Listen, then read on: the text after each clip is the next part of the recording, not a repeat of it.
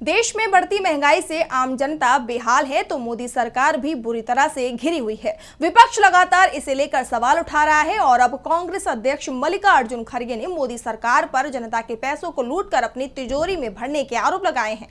वहीं पार्टी महासचिव जयराम रमेश ने महंगाई के ताजा आंकड़ों को लेकर सरकार को घेरा है। देखिए ये रिपोर्ट। महंगाई से आम जनता अपनी रोटी के लिए भी जूझ रही है, लेकिन इस महंगाई पर लगाम लगती नजर नहीं आ रही। ऐसे में मोदी सरकार सवालों से घिर गई है। इस बीच कांग्रेस अध्यक्ष मल्लिकार्जुन खड़गे ने भी मोदी सरकार पर गंभीर आरोप लगा दिए हैं। खड़गे ने कहा, पेट्रोल और डीजल पर बेतहाशा टैक्स, ड्यूटी और सेस लगाकर मोदी सरकार ने आम जनता से लाखों करोड़ों रुपए लूटे हैं।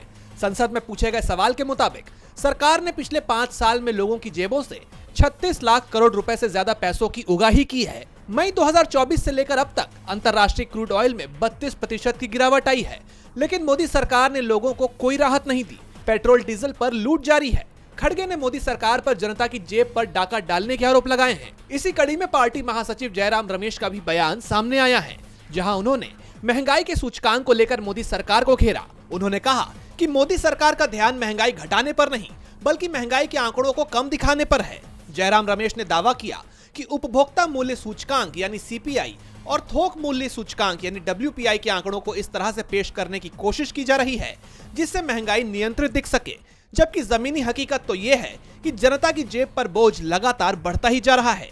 कांग्रेस नेता ने आगे कहा कि पिछले 10 सालों में मोदी सरकार की गलत आर्थिक नीतियों की बदौलत महंगाई इतनी बढ़ रही है और ये पहली बार नहीं हो रहा। मोदी सरकार ने आंकड़ों की बाजीगरी करके देश को गुमराह करने की बार बार कोशिश की है। ऐसे में मोदी सरकार बुरी तरह से घिर चुकी है। डीबी लाइव की रिपोर्ट।